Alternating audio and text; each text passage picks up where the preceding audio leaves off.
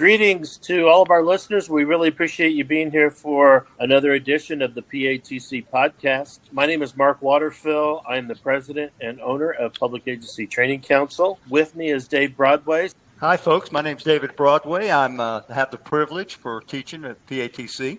And we have a special guest here with us on this episode, David West. David, thanks so much for being here. Tell our audience a little bit about your background. Thank you for having me, Mark and David. My name is David West. I live in Bowling Green, Kentucky with my wife, Jenny. We have 3 adult kids and a combination of 13 grandkids and great-grandkids. I retired from state police, specializing in arson investigation and electrical fire analysis with a total of around 35-plus years. I'll tell you a little bit about my career. It began in technical college during high school. I wanted to be an electrician. So I began my training in high school and became a master electrician. I started a business in the late 1970s, which ran through 1992. I owned and operated the business.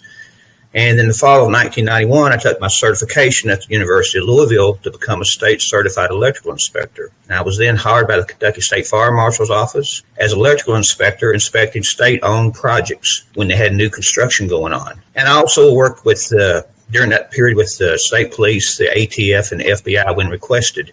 In 2002, I resigned from the State Fire Marshal's Office, and I used my electrical background and experience to join the Kentucky State Police. I attended an 18-week police academy, graduated, became a Kentucky State Police officer, and I was assigned to the Bowling Green, Kentucky Post 3 as an arson investigator. And then I went back to Eastern Kentucky University and went through a course to become a KLEC police instructor in May of 2005. And I taught at our academy, arson, fire-related death, electrical fire analysis at the State Police Academy. And I'm happy to say that I continue that throughout my career with state police, and I'm proud to say now that I teach for Public Agency Training Council when requested.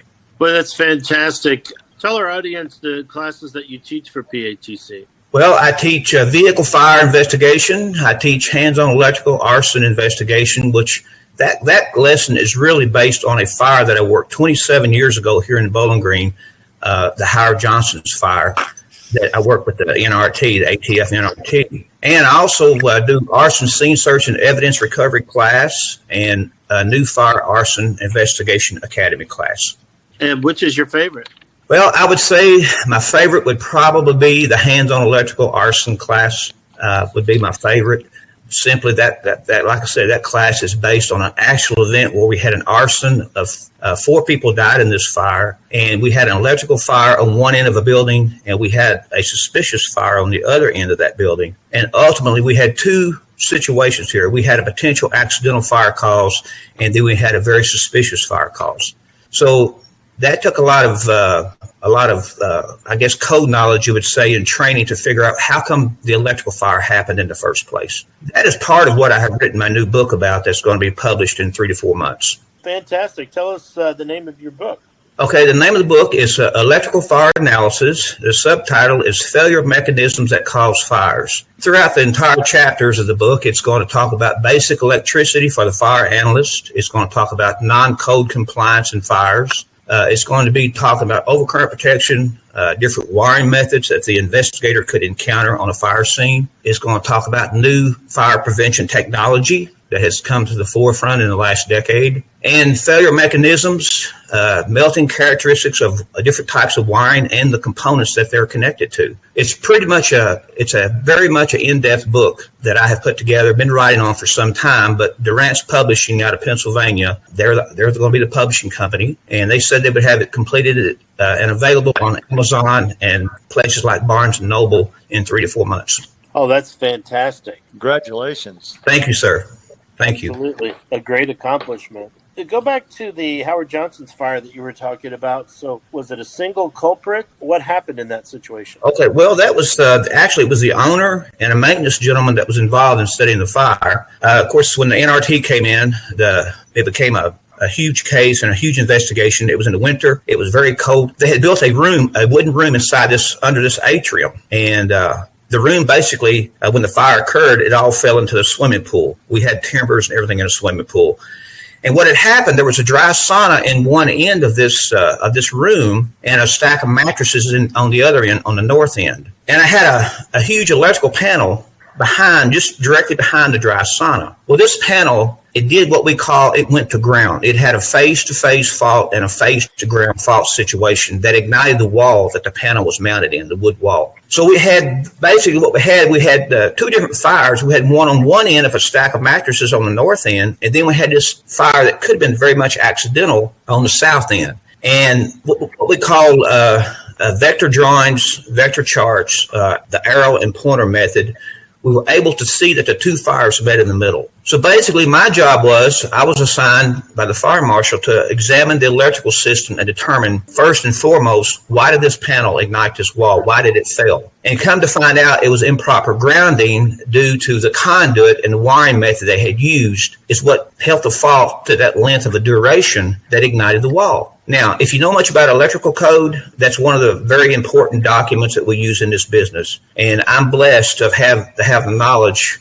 in the electrical industry prior to becoming a fire investigator.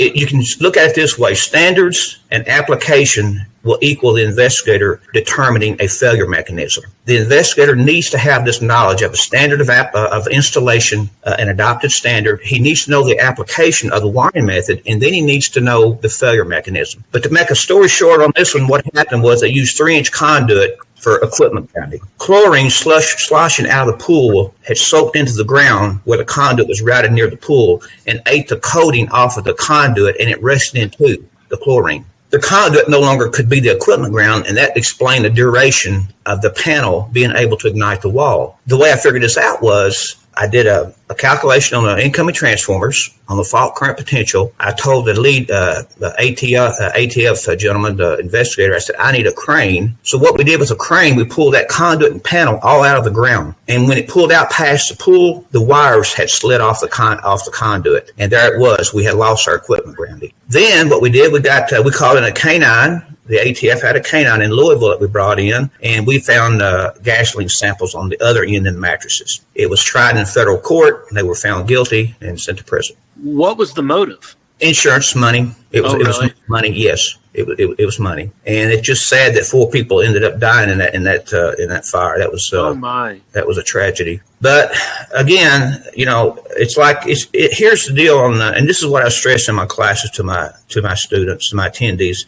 If you have an electrical situation, if you have some type of failure mechanism on a fire scene, doesn't matter if it's residential or commercial, you have to be able to either be able to examine this item or this wiring method and determine what role did it play in this fire. To some degree of certainty, you have to be able to do that. And if not, then you need to have resources available that you can call on to bring in to assist you with that. So, David, is it fair to say science repeats and replicates so you can make these determinations? Yes, Dave, and that's a good point, and I like to touch on that for a minute. Fire science has had a major revolution in my lifetime. Beginning, I guess, in 1992, when the NFPA 921 was first published, which is a guideline for fire and explosion investigations. And then what came along in the early 70s prior to that was a standard called NFPA 1033, which is a standard for professional qualifications for fire investigators.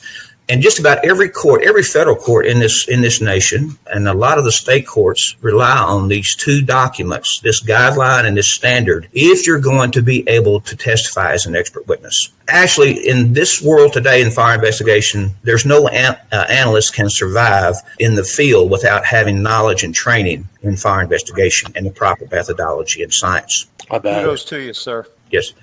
And that's why it's a never-changing process. It's always changing. David, I have a quick question for you. Being an Sure. old-time investigator, old-time cop, with no exposure to fire interpretation or anything like that, are there things that if I went back into service, I've been out since 2008, if I went back into service, what would be something as a first responder on the scene? Of course, you're going to preserve life and do the rescue as well as you can, but what would you suggest that I be aware of rolling up as a layperson, law enforcement investigator, no fire training? Is there something that you can tell me or tell our listeners that say, this is what we would like you to do. This is your awareness level we would like you to be at when you roll up. That's a very good point, David. And yes, when you roll up on a fire scene, first and foremost, we want to try to protect and save lives. And secondly, we got to worry about our own safety, of being in or around a structure that has sustained fire damage.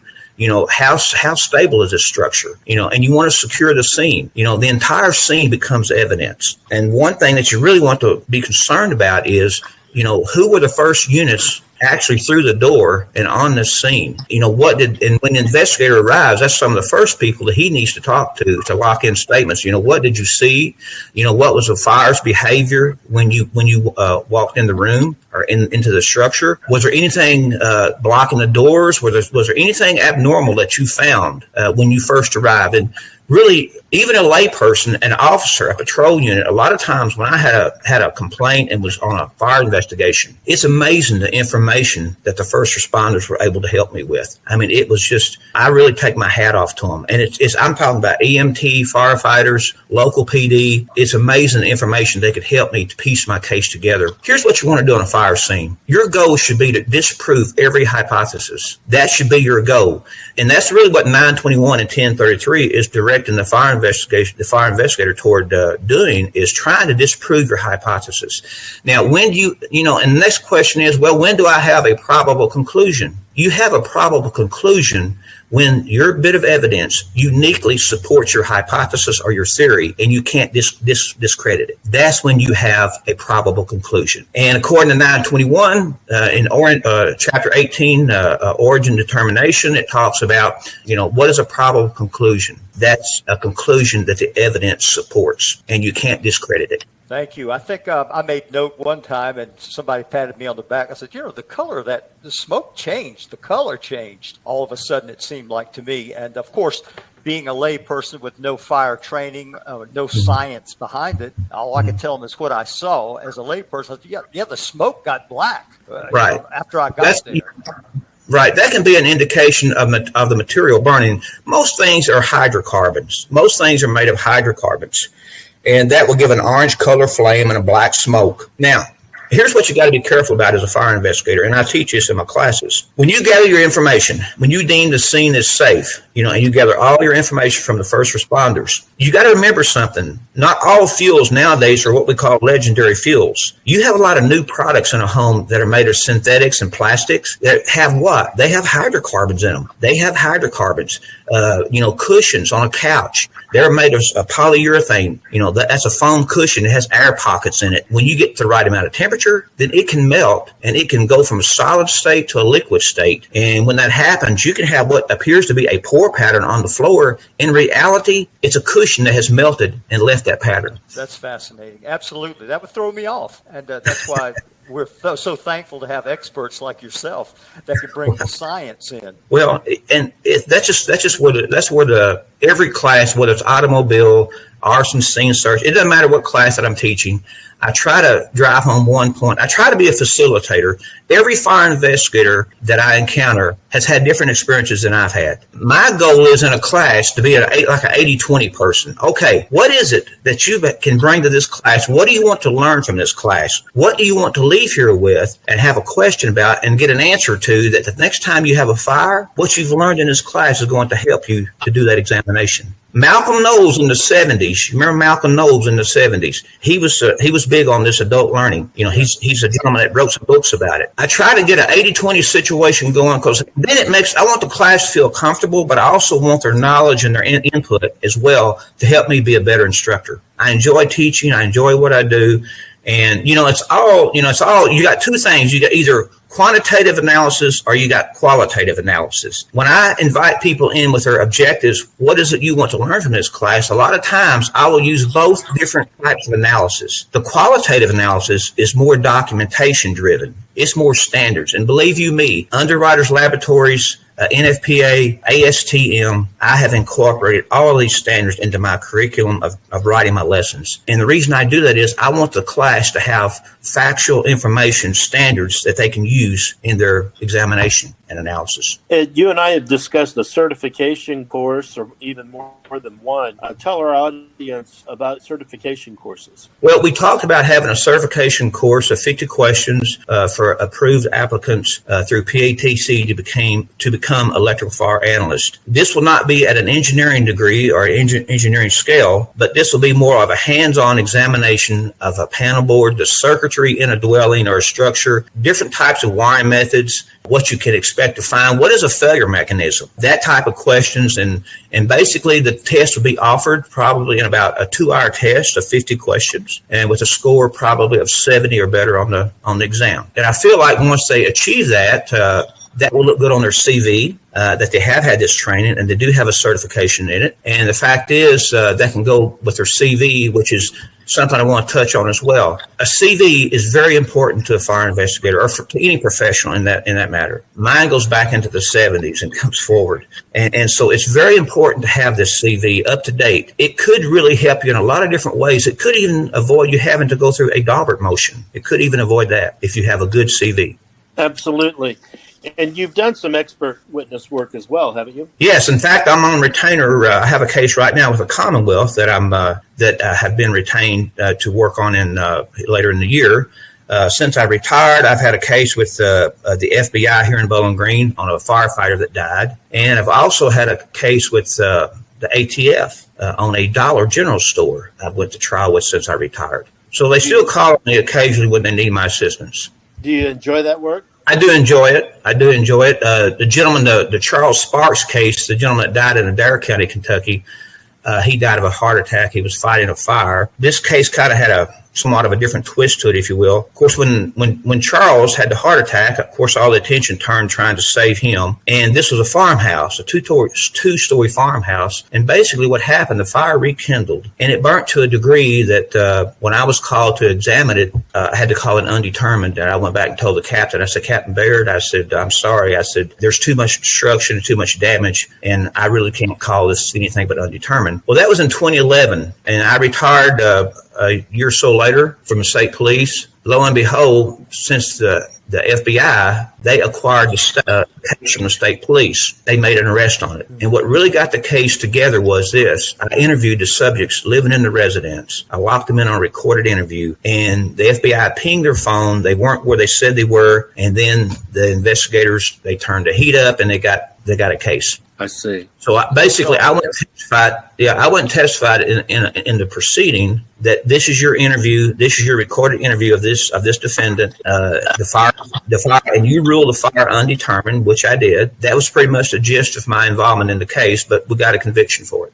Well, that's great. Tell us what you like to do when you're not investigating fires or teaching about the investigation of fires. Oh, I love my grandkids. Like I said, we have a combination of 13 total count. I have enough for maybe enough for 2 ball teams.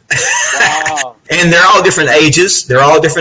And my wife and I, we're just blessed here in Bowling Green. We have a nice home, and I have a great retirement. Grandkids are all healthy and well, and I love building canoes and paddles and things. I'm really into woodworking as well, and I'm excited about this book coming out.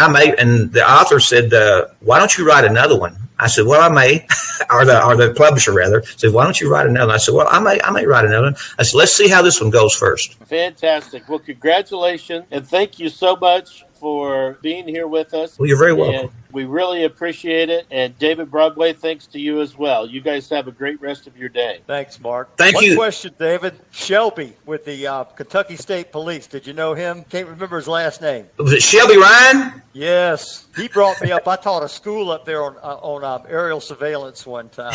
And I wonder if he was still around. We have a lot of great officers, and we need to keep all of them in our prayers and thoughts. Absolutely. And there's so much civil unrest going on in this country, and we really need to keep all of our law enforcement and fire officials in our prayers and thoughts. And you gentlemen, thank you for having me on this podcast. I appreciate it, and look forward to maybe having another one day. Thank you. Take care.